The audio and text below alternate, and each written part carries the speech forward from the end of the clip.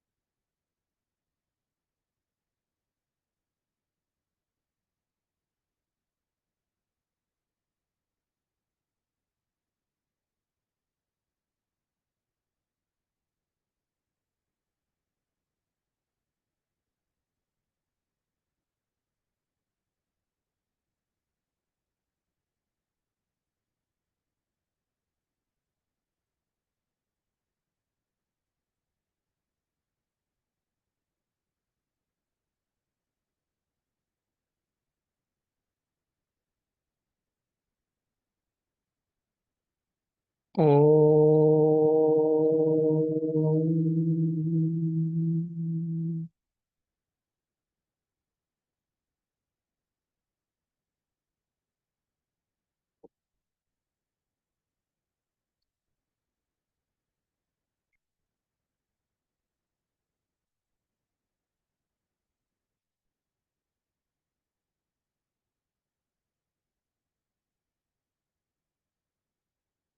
Bhagavad Gita, chapter 6.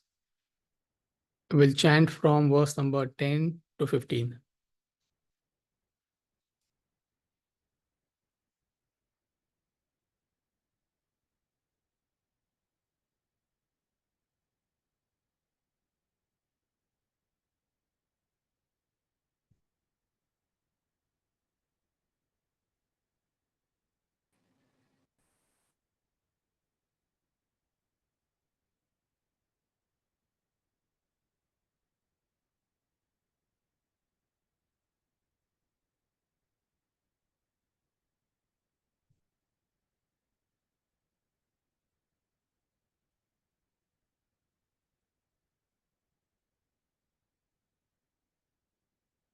योगी युञ्जीत सततम् आत्मानं रहसि स्थितः एकाकीयत चित्तात्मा निराशीरपरिग्रहः शुचौ देशे प्रतिष्ठाप्य स्थिरमासनमात्मनः नात्युच्छ्रितं नातिनीचं चैलाजिनकुशोत्तरम् तत्रैकाग्रं मनः कृत्वा यतचित्तेन्द्रियक्रियः उपविश्यासने युञ्जात् योगमात्मविशुद्धये समं कायशिरो ग्रीवम् धारयन्नचलं स्थिरः सम्प्रेक्ष्य नासिकाग्रं स्वं दिशश्चानवलोकयन् प्रशान्तात्मा विगतभीः ब्रह्मचारिव्रते स्थितः मनः संयम्य मच्चित्तः युक्त आसीत मत्परः युञ्जन्नेवं सदात्मानं योगी नियतमानसः शान्तिं निर्वाणपरमां मत्संस्थामधिगच्छति.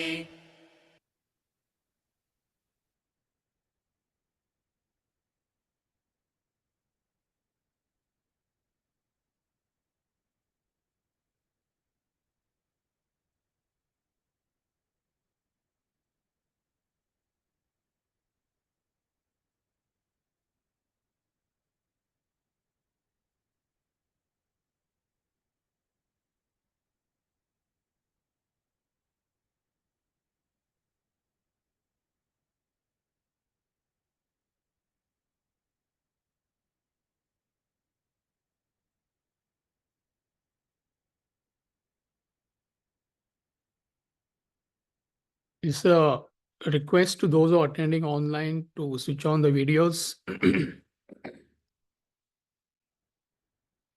Unless there is some reason that is required for a speaker to have effective communication, it's difficult to talk to the blank screen.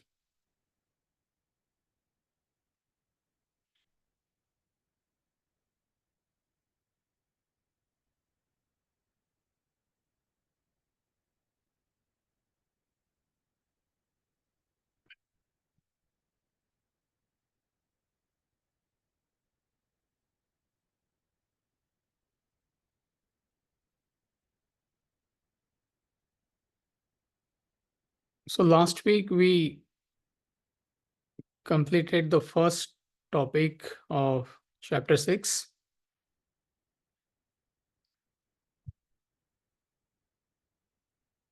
And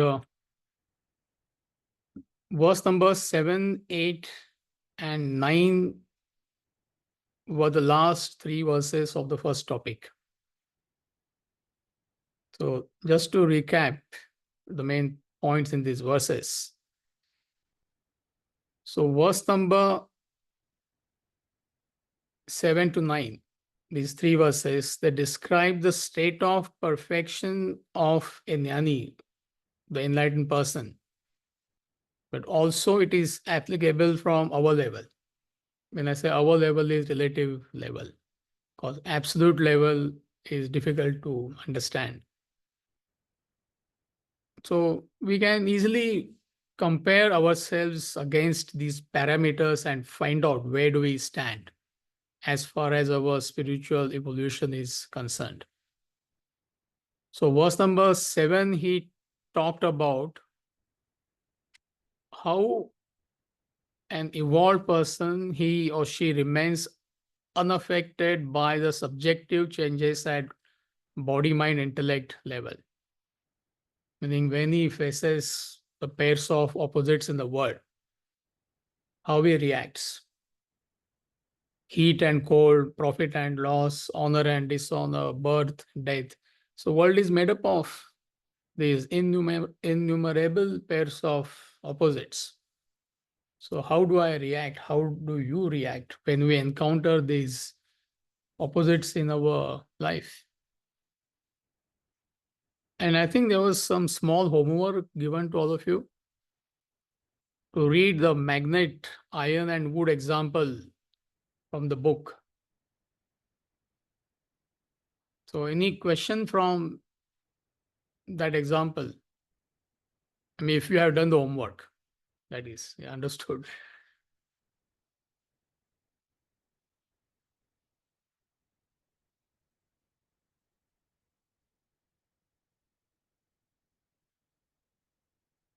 So, anyway, then verse number 8, he talks about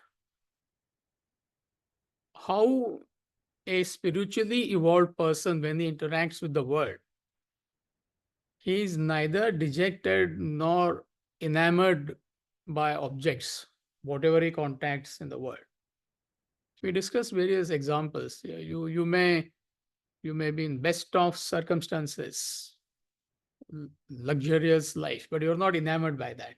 Incidentally, you may have that, but you have no value. Or you don't care when you come across simple, frugal things in life.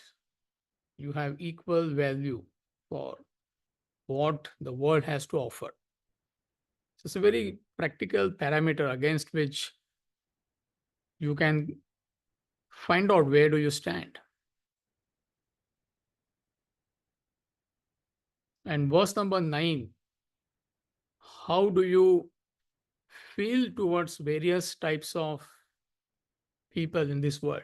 It's a very powerful parameter. This is where perhaps 80 to 90% of us will fail. So he gives various categories. It's a broad classification. Righteous people, unrighteous people, people who are friendly to you, people who are not friendly to you, people who want to bring you down in life, people who want to support you, your benefactors.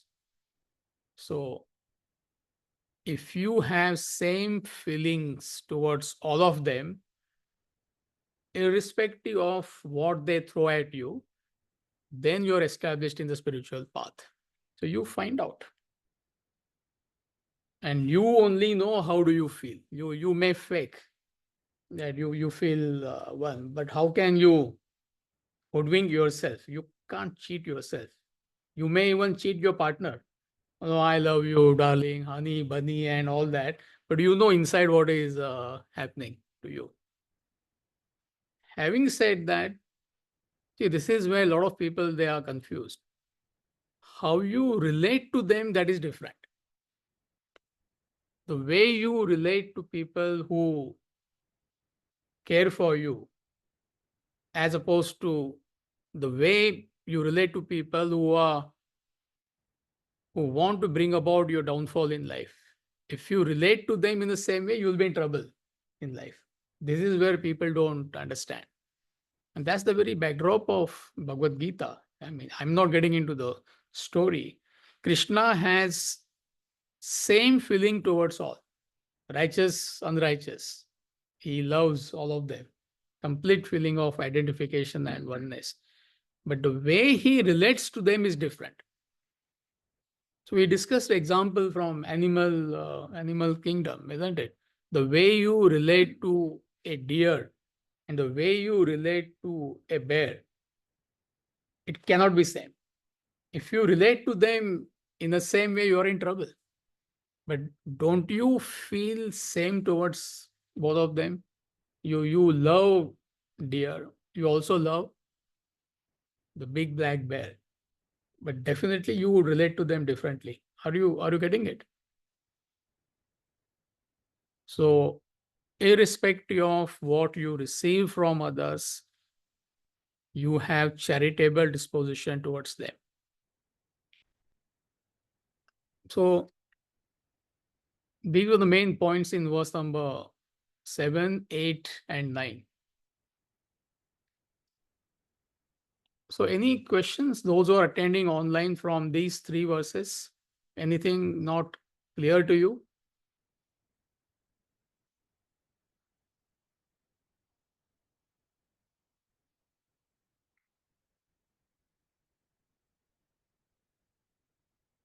All right, great. Let's move on to the next topic, topic 2, external and internal disciplines of meditation. So it's from verse number 10 to 18. So we'll chant verse number 10, please.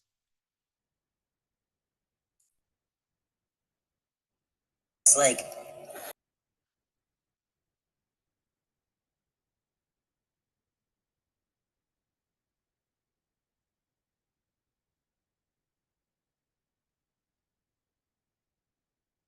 योगी युञ्जीत सततम् peaceful being. He doesn't do anything. He just आत्मानं रहसि स्थितः एकाकीयत चित्तात्मा निराशीरपरिग्रहः योगी युञ्जीत सततम् आत्मानं रहसि स्थितः एकाकीयत चित्तात्मा निराशीरपरिग्रहः.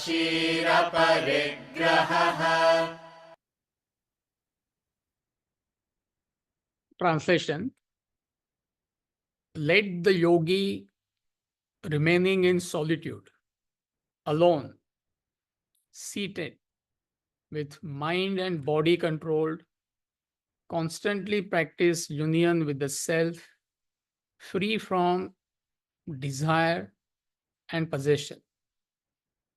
So he is giving external and internal disciplines for meditation in these 7 or 8 verses. So assumption is you have already offloaded the bulk of your desires and you are qualified to practice meditation. That's the assumption. So you will see as we go along, everything is in the past tense. Having controlled your senses, having controlled your mind, having gained that focus. So what are the disciplines necessary for meditation? That's what is discussing here. Let the yogi remaining in solitude. The Sanskrit word he is using is rahasi. See, meditation is like getting prepared for a surgery. That's the example I can think of. So when you go for a surgery, it's not that suddenly you walk into the operation room, isn't it? There's so many procedures are done before that. You check in, and then they take you to, I don't know, your room. Then there are various tests. Then maybe they keep you in a room which is next to the operation room, and finally they take you to the room where they perform surgery. So there is a lot of preparation which goes into that. So similarly, one must gradually prepare for meditation by withdrawing from the external disturbances of the world. External and internal. Internal is body, mind, intellect level. So what are these disciplines? First, solitude, rahasi. So meditation has to be done in a quiet place. If you cannot find a quiet place, quiet time. So the ideal time is early in the morning between 4 a.m. to 6 a.m. So even in a place where it is full of disturbance, even in Manhattan, if you get up at 4:30 in the morning, is absolutely silent. And same applies for your study. A lot of people genuinely they say, especially those who are having a family, and then there's so much of disturbance. I don't find time for my study. You get up at 4:30, 5 o'clock from practical point of view, is absolutely calm and composed at that time. So when he says solitude, it means quiet place or a quiet time. If you cannot find a quiet place, quiet time. Alone, ekaki. Meditation has to be done by yourself. You cannot do it in a group because it's something private. See, private in the sense, spiritual journey is you walk that path on your own. You cannot expect your wife, your children, your friends, your relatives to trade on the same path. If they are there, why not?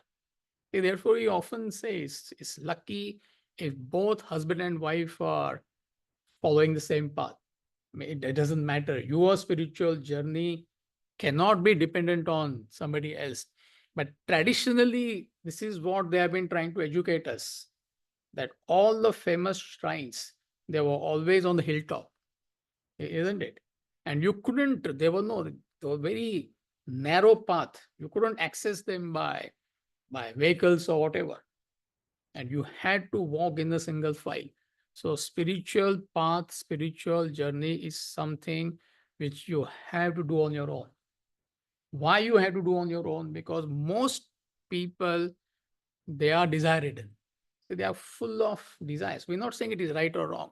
So you cannot expect them to understand the purpose of life, the mission of life. Since you have understood the real purpose of life, you know that this is what I have to do. So you have that conviction. You should have that conviction to tread the spiritual path on your own. If you're near and dear, they are with you, fine. Even if they oppose you, still you should follow this path without confronting them. That goes without saying. So I'm studying Vedanta. I mean, it's not that you fight with everybody. I mean, you understand that they're ignorant, but it's something which you should be prepared to do on your own. That is what it means. Seated. And while meditating, the ideal position is you sit in a comfortable position, position which is relaxing as far as you are concerned. Mind and body controlled. So, assumption is your senses are already under control. You have command on your senses. Otherwise, while you are trying to meditate, your senses will disturb you. Oh, I have planned that golf vacation. Nothing wrong in going, but if this is what you are thinking, or big sale is coming. What is that now? Thanksgiving, Black Friday, Black Friday. It is coming now. When is it coming? Thanksgiving weekend, 23rd. Okay, so it's coming soon. So while meditating, your thoughts are going towards that. So the assumption is you have already conquered your senses. You have already conquered your mind. So therefore, he says mind and body controlled. The controlled. ED, when we say it fast, we don't understand. Mind and body controlled. So you have already done that. It's in past tense. Otherwise, your mind will keep on bothering you. See, whenever we observe that period of silence for a long time before the class, usually we do it for a minute. But whenever we do it for more than 2.5 minutes, sometimes we do that. Yeah, through screen I can see, I can sense some people are getting restless. It's not your fault. Where will your mind go? Mind has to wander. It has to go to the areas of its desire. So when he says mind control, there are two movements to the mind, asthira and chanchala. Chanchala is whole life you are trying to fulfill your desires. So you're moving from place A to place B, you're contacting various sense objects. If you don't do that, if you're in one place, asthira, you don't go anywhere, but your mind keeps on wandering. What should I do? Where should I go? So both these movements, they are arrested. That's the assumption when you are sitting in meditation. Free from desire. Again, that's the assumption. Because your desires keep on bothering you throughout your life. And unfulfilled desires and modifications of desires produce mental agitations. So, meditation is what? Is nothing but single pointed focus, single pointed concentration. So, what prevents you from that single pointed concentration is your desires, if you have them. If you don't have desires, relatively, you don't have desires, your mind will not wander. So this is what people don't understand. So therefore, we say this is what scriptures they are telling us. You have to offload the bulk of your desires. You have that PowerPoint, Vijay? I mean, you already know it, but it becomes easy when we see it on the screen.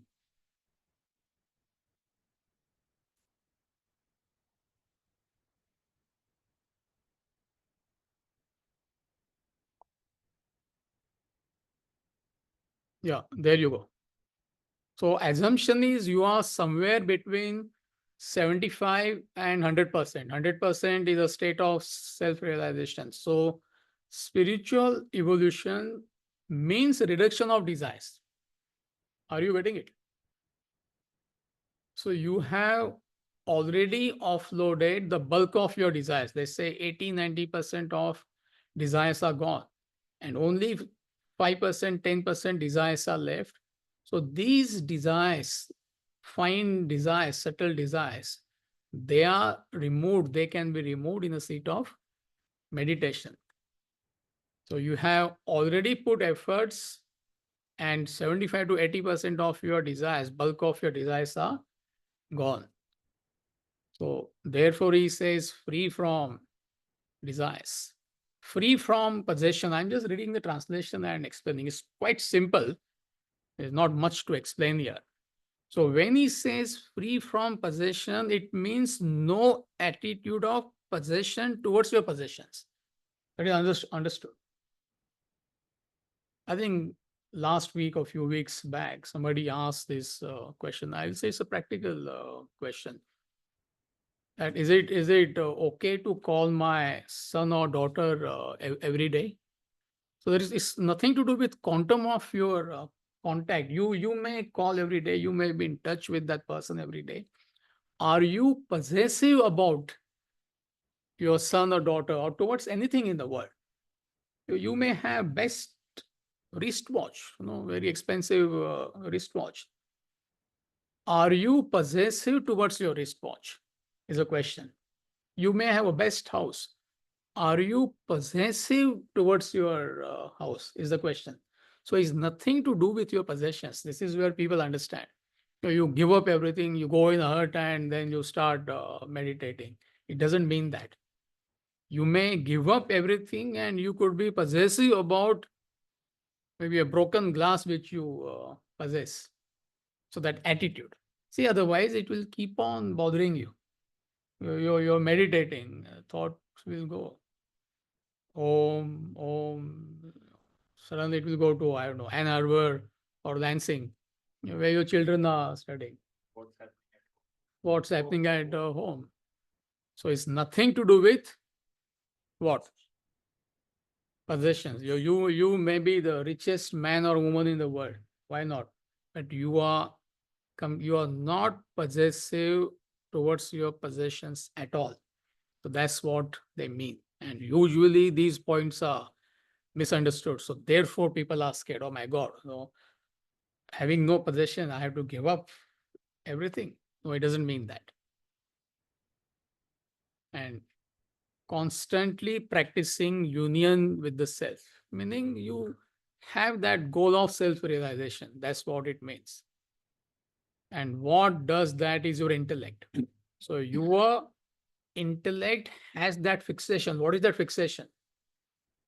That I want to find out my identity. I want to reach the ultimate goal of spiritual enlightenment. Or it could be, I want to become a better human being. If you can't relate to that goal, is all right. But suddenly in a seat of meditation, you cannot have that fixation. Are you getting it? You do meditation for 10 minutes. The only thought which is allowed, in fact, that is meditation, is the thought of the self. So how can you have that thought for 10 minutes if that thought is not in your life at all? If that's not your goal, suddenly how can you develop that goal in a seat of meditation? You're getting it? So through study and reflection, that goal becomes more and more pronounced. It could be absolute goal, it could be relative goal. But what happens, this is what people are doing innocently. See, you may come and attend this session sincerely. I'm not talking about meditation. Even meditation, those who try to attempt meditation, first of all, hardly anyone is prepared. If you are at that 80-90% mark, yes, then you're the candidate for meditation. But I am talking, let's say somebody like you and me, sincerely, you may come attend these sessions in person, online, you may study in the morning, whatever. Genuinely, I'm not saying you're faking it. But what are you doing for the rest of the day? That is important. So, what you do in the morning for 45 minutes is not important. Of course, it is important. But what are you doing rest of the day? So, most people, since they have so many desires, they negate what they have achieved in the morning. That 45 minutes of study, they negate the entire that experience, that gain, that positive experience by indulging in the world. This is what is happening with people. So constant thoughts of materiality and sensuality, this is what most people are engaged in. But also you are studying sincerely for 45 minutes, but you are negating whatever you have gained. And we often give this example, especially e-learners, they will know what I'm talking about. You have a wound and you go to a doctor. Uncle Sachdeva is here. He dresses your wound, right? He puts antiseptic, nice bandage he puts. But what are you doing rest of the day? You're scratching that wound because it is itchy, right? Again, you take his appointment after 2 weeks. He opens the wound. It hasn't healed.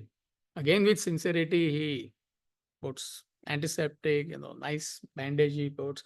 Again, you go after 2 weeks. He says, "Oh my God, it has become worse. I mean, what happened?" So all the time you have been scratching. So this is what most people are doing. See, yes, you have some inspiration. There is some goal. There is some ideal. Yes, I want to walk spiritual path, right? I want to study and reflect. It's not that you're not genuine. You are genuine. But what kind of a lifestyle you are having is diametrically opposite. So therefore, spiritual evolution is marked by the number of desires you have offloaded. And what are you doing? What everybody is doing, you're going on feeding your desires innocently. So therefore, he says constantly practicing union with the self, meaning you have that goal, spiritual evolution, your intellect has that fixation, right? So how it becomes more and more pronounced is by your regular study and reflection. There is no other way. And also you have to be careful about your lifestyle.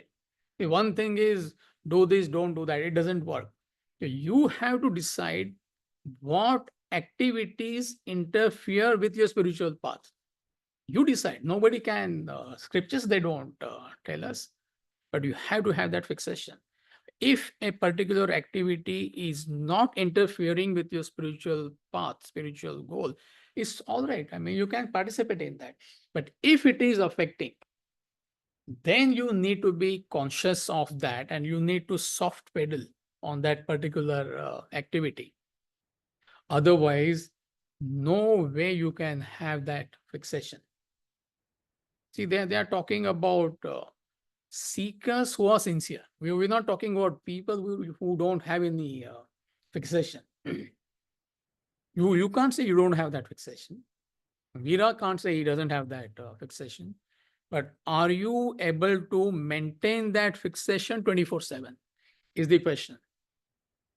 See, the real test is it's a very useful test. You get up in the middle of the night.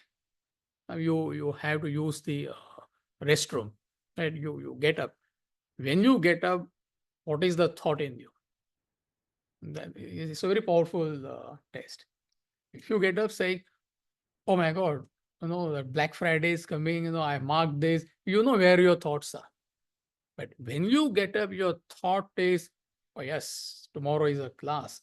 Oh yes, I have to put efforts to evolve spiritually." Then you know where your thoughts are. So these are some useful tips. And again, you cannot cheat yourself. I mean, if you're thinking of Black Friday, you are thinking of Black Friday now. What to do? If you are thinking of Supreme Reality, Atman Brahman, that's what your status is. So constantly practicing union with the self, meaning you have that fixation. And why you have that fixation? Because you have understood the futility of pursuing anything worldly. Yes, you remain in the world, in touch with your family, job, or whatever, that remains same.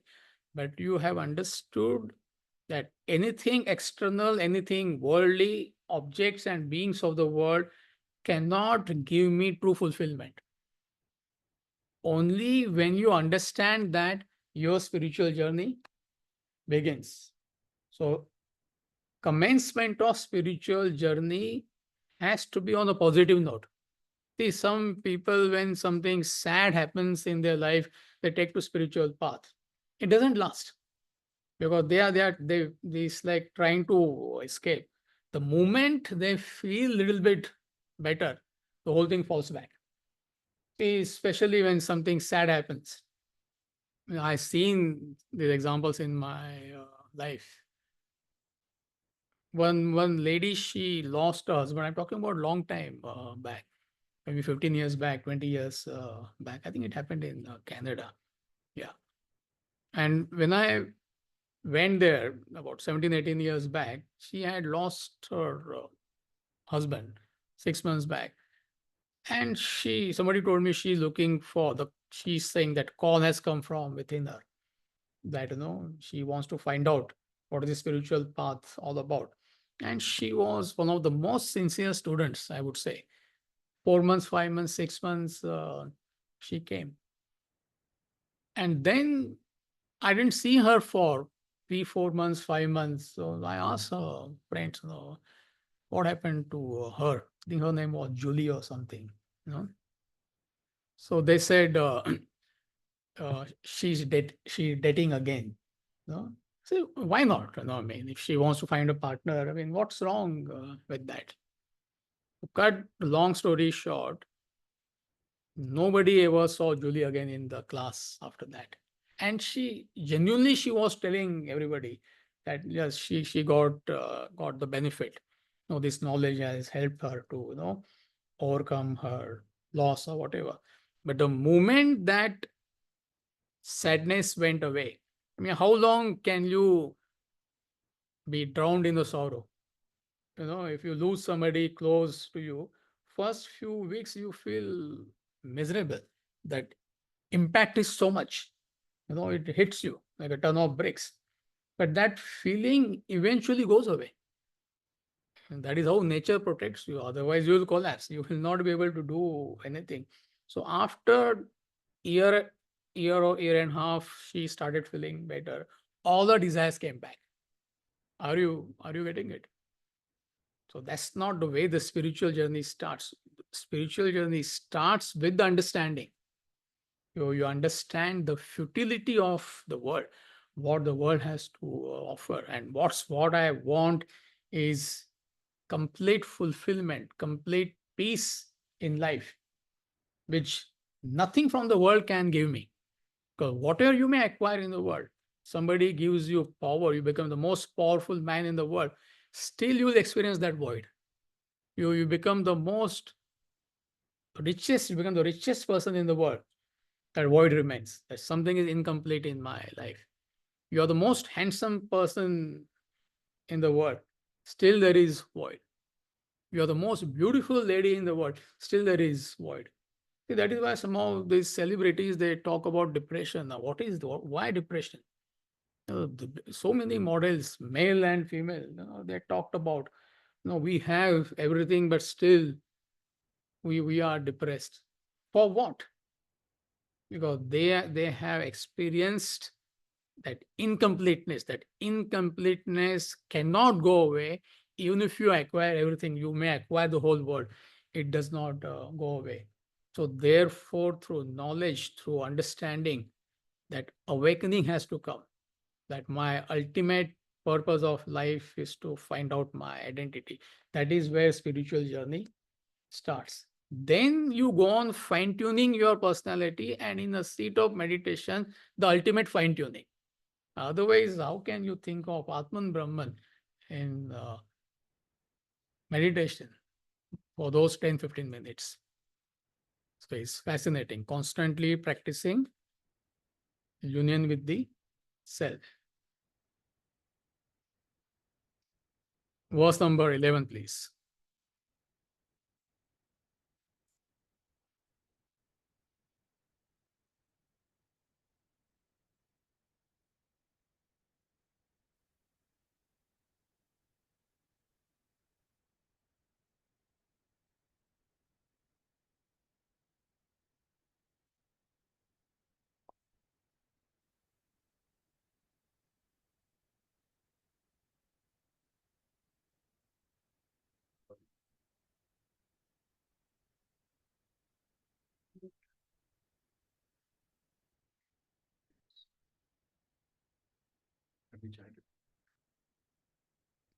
Okay, let's chant.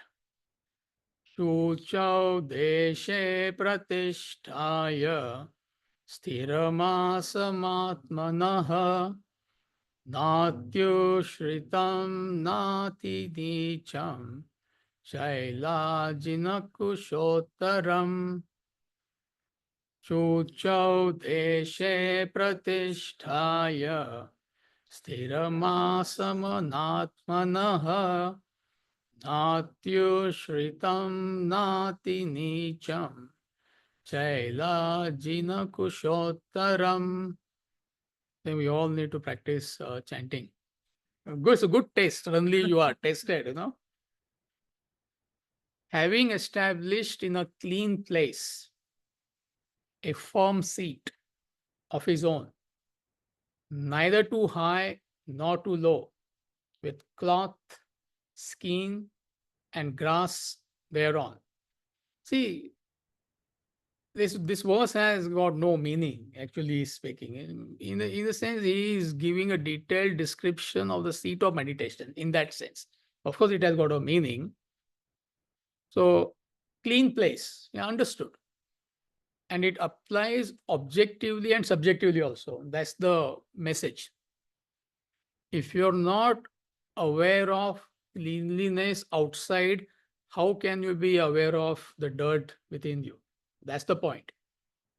Because if something is not tidy in your room, if your room is not clean, it is something gross which can be seen easily, right? But it's not easy to see imperfection within you. It is far more difficult. If you have negative emotions, for example, like envy or jealousy or anger, how can you recognize that when you cannot recognize imperfection at the gross level, which is easy to see? See, we always say if there are some bags left here, how many times we have said that this should be clean, the place where we have lecture. So imagine there are bags lying here, things lying there. I come through that, I am lecturing. I mean, it has got no meaning. So it's easy to see if something is not perfect at external level, at gross level. If you cannot understand, if you cannot see imperfection at a gross level, how can you correct imperfection at the subtle level?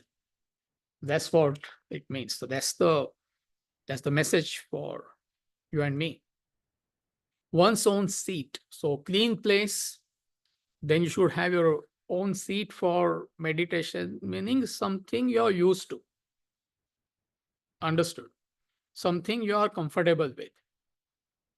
It is nothing but thought association. What is thought association of patio? We all have patio in our house. What is the thought association? The moment you talk about patio, what is the thought? Have tea, you have coffee, meet your friends, you have social gathering. That's the thought association. Living room was the thought association. It's a family place, right? You have a temple in the house, or you may have an altar in the house. What is thought association? Something sacred, something holy. So the moment, so see what he's telling us when he says you should have your own seat of meditation, that's the thought association. Or even before you get into study, meditation, you should have your own place of study and reflection. See, otherwise, where will you study? See, so much of effort goes here to set up the place. You know, table should be there, mat should be there, everything is proper. So the moment you walk into the basement, what is thought association? Class. The class, but what class? It could be music class also. What class? It's something spiritual. So similarly, you need to create your own place of study in your own home. That is important. See, otherwise, where will you study? Will you study in a bed next to your partner? There's nothing wrong with that. She could be snoring to glory, and you are studying there. What will be the thought association? No.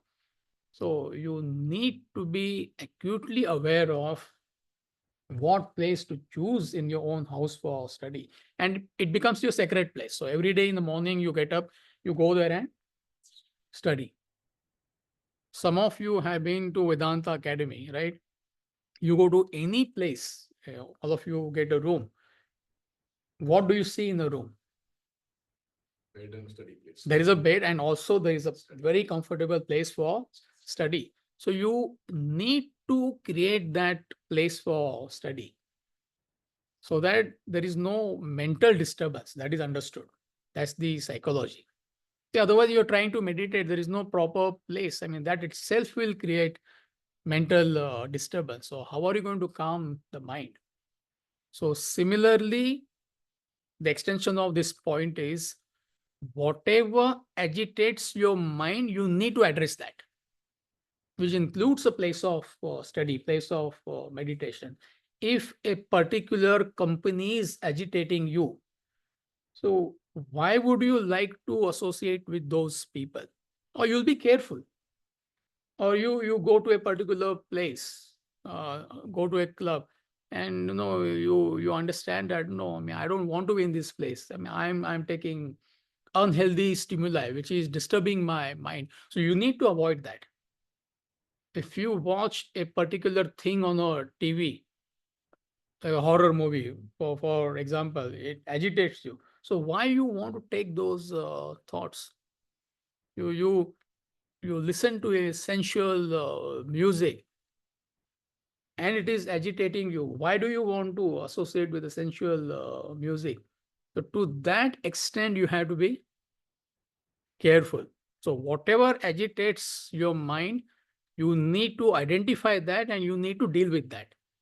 So similarly, when he says one's own seat, there is thought association and something you are comfortable with. And then he says the seat has to be firm. I mean, it goes without saying, if it is too soft, it will not be, it will disturb you. If it is too firm, also, it will disturb you. Neither too high nor too low. You can read in the book. I'm just trying to give some meaning to it. Skin, and he says some grass on it. See, Gita was written 7,000 years back.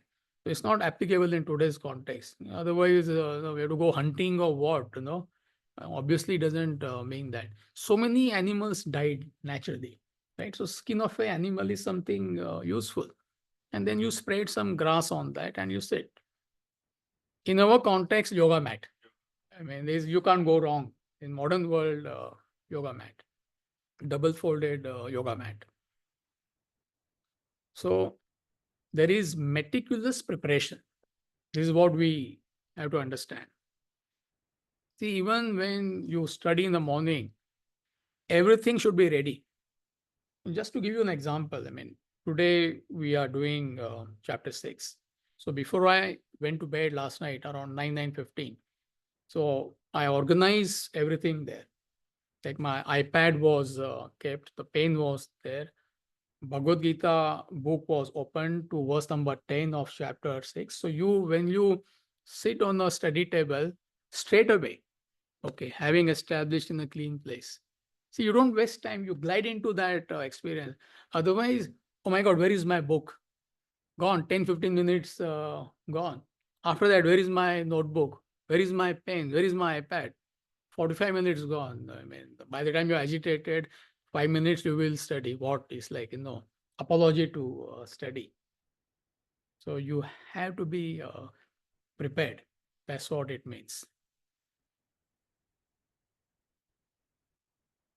So there is not much to explain. I mean, you read Swamiji's commentary, you will understand what are the main points. Verse number 12 and 13. So they are chanted together.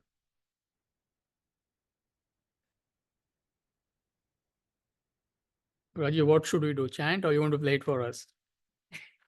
तत्रैकाग्रं मनः कृत्वा यतचित्तेन्द्रियक्रियः उपविश्यासने युञ्जात् योगमात्मविशुद्धये तत्रैकाग्रं मनः कृत्वा यतचित्तेन्द्रियक्रियः उपविश्यासने युञ्जात् योगमात्मविशुद्धये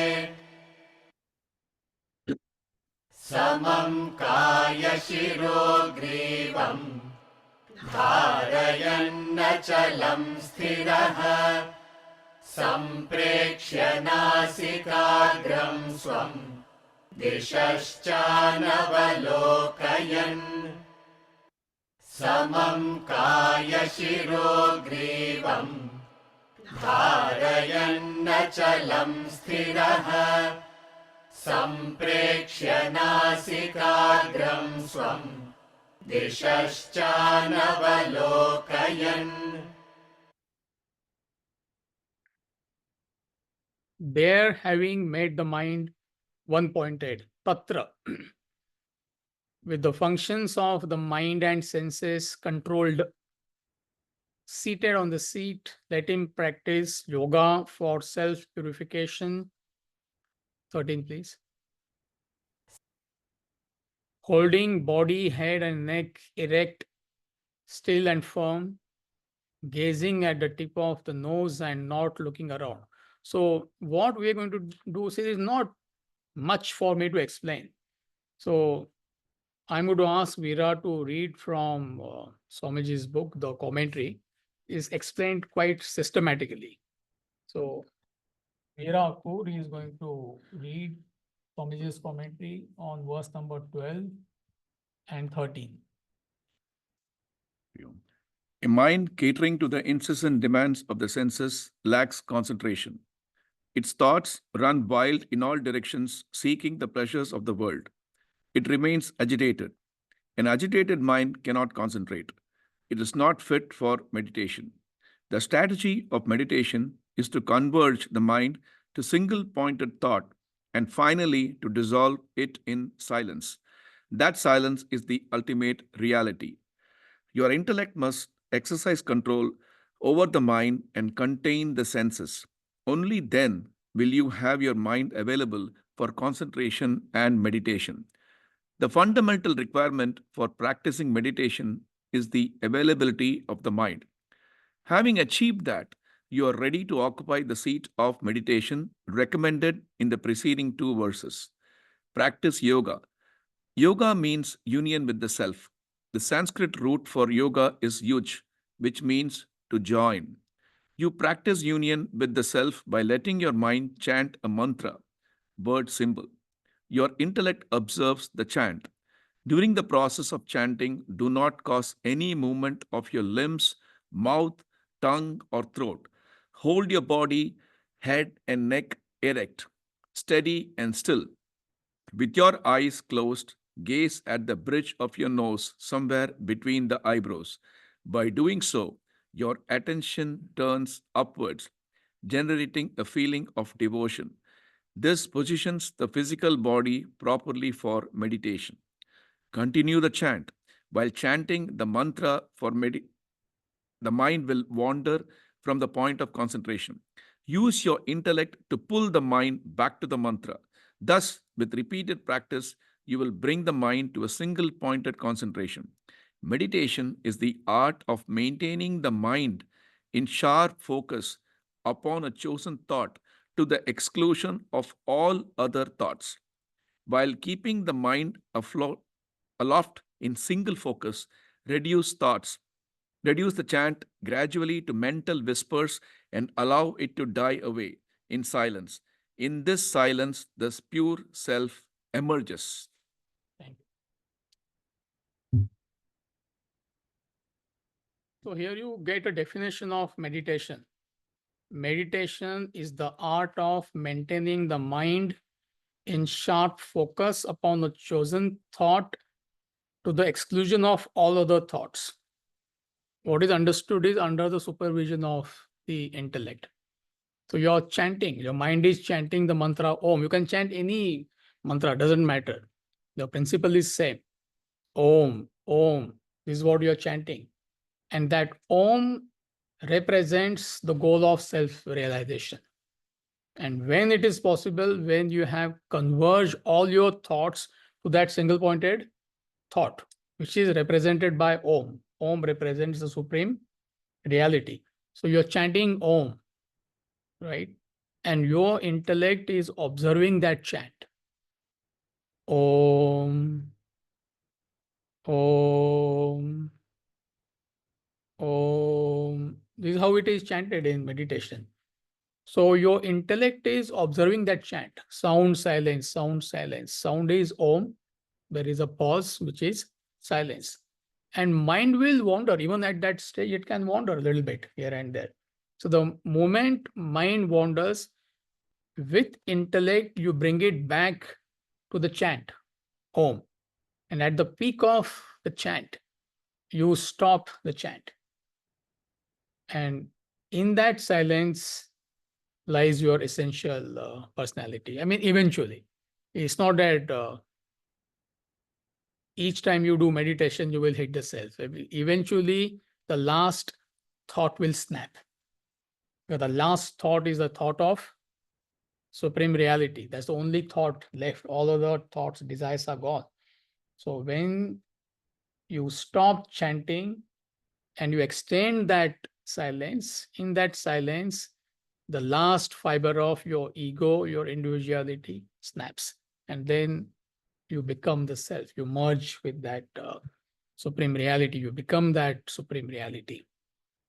So you read from the book. There is not much for me to explain in verse number 12 and 13. So the main point here, again, I am repeating, through karma, bhakti, jnana, through these three spiritual disciplines, action, devotion, and knowledge, assumption is you have already purified the mind and now it is available for meditation. So the main point in meditation is mind must be available for meditation. So right now, your mind is not available for meditation for no fault of yours. Why it is not available? It is running after the objects and beings of the world. You are attached, you are possessive about everything. So such a mind you have to conquer. You understand the difficulty. And meditation means you have already conquered the mind. It is an effect. Meditation is not a practice. Meditation is a state. The practice is three spiritual disciplines. So this is what you will experience. Even, every session we meditate, observe that silence for 2 or 3 minutes. Be truthful, be honest to yourself. Where is your mind going? For no fault of yours. Where will it go? It will go, it has to go to the areas of its desires. So therefore, you need to attend to those desires at all levels of your personality, action level, emotional level, intellectual level. So therefore, traditionally, they prescribe these three spiritual practices. There is no fourth practice because you have only three equipments: body, mind, intellect. So with action, unselfish actions, you purify your actions. With devotion, you purify your emotions.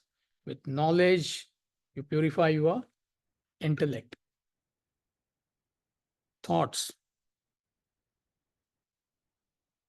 And self-realization is seeing your reflection in a pond. Scriptures give that example. So you're standing next to a pond and the surface is dirty. You can't see your reflection. Sometimes, when we go on a trail, there are like a lot of ponds.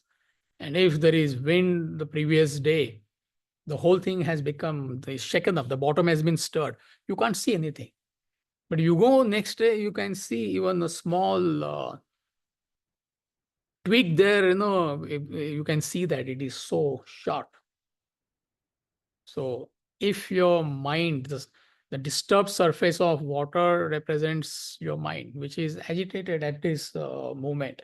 So how can you recognize the self? That's what your original personality. So therefore, you need to calm the mind. How do you calm the mind? Through spiritual practices, karma yoga, bhakti yoga, and jnana yoga. And when the surface of the pond is crystal clear, you see your reflection.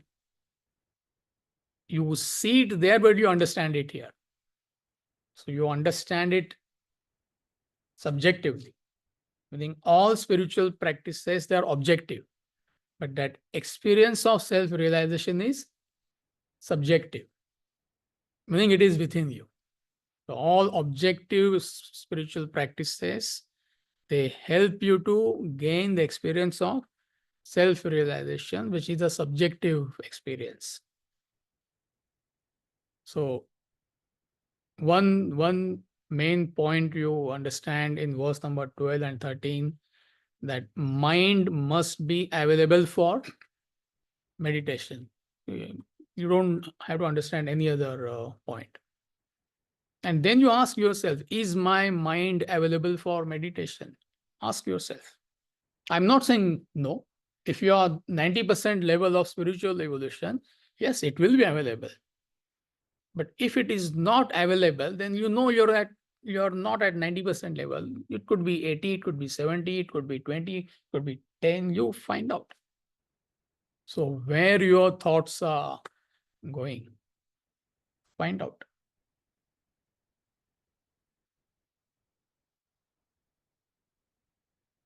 So verse number 10 to 13, I would say even 14, there is not much for me to explain. I mean, it's quite simple. He's just talking about external and internal disciplines. So I would recommend read the book. Swamiji's commentary. Assumption is you have the book. This is the first thing you are supposed to do. When you join a college, what do? You get a book. Now, I'm not saying you buy a book. I'm not a salesman. I mean, if you are serious, if you are interested, you have to have a book. That too, which is prescribed by by what we study.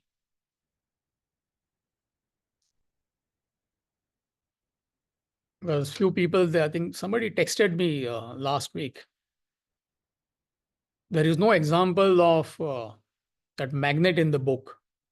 So I thought, I got worried. I thought maybe that page is missing or something. Then that person, he said, no, he's using some other book. So I'm not against it. I mean, you decide which book you join University of Ann Arbor. They give you a list of books. This is what you buy. Now, would you buy some different books which are not prescribed by university? What kind of a student are you? So you decide. If you are sincere, you must follow a syllabus which we prescribe. And I'm not saying you follow our syllabus. You have freedom not to follow, but then you're wasting your time. Be faithful to somebody else. Follow that book, follow that teacher 100%. So anyway, let's come back. So read the commentary on verse number 10, 11, 12, and 13. So anything not clear from what we discussed today? I have one question. Yes, please. So, in terms of the mantra, chanting the mantra, is this something I would say out loud, or is this something I'm choosing to chant in silence, meaning I have the word, repeating it in my mind? Because the way I read it here, it seems like letting your mind chant a mantra. It sounds to me like I'd rather just think about this, not speak it out loud. Is this correct? No, it depends. See, if you are comfortable with chanting it aloud, then you should do that. But then if you are comfortable, like, chanting it within you, that also is okay. But initially, it may be useful to chant it aloud. It helps. Om, Om, Om.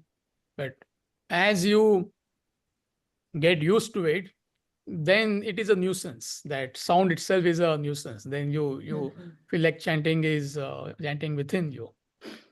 So therefore, we say, I mean, here I can't demonstrate, but in Vedanta Academy, we have meditation for 5 minutes after bhajan. So we are following somebody's instruction, and they say chant the mantra Om internally. The teacher is chanting loudly just to give us that, so that we understand. But you are supposed to chant it internally. Om. It is externally, but you do it internally. But to answer your question, both are okay. Initially, it's okay to chant it aloud, but eventually you have to chant it within you. Thank you. Anyone else?